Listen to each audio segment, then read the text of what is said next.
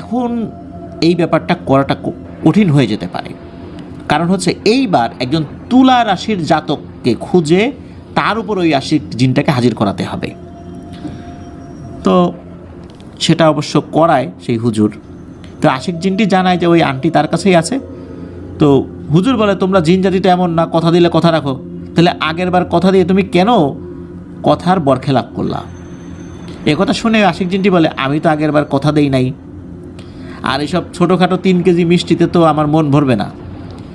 আমাকে বাজার থেকে একদমে কেনা কালো 2টা ছাগল দিতে হবে সেই বট গাছের নিচে।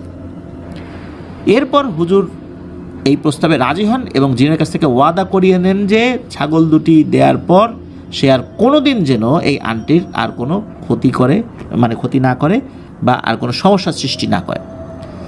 তো সেই জিনটা কথা দেয়, আবারও সেই বট গাছের নিচে 2টি ছাগল দিয়ে আসা হয়।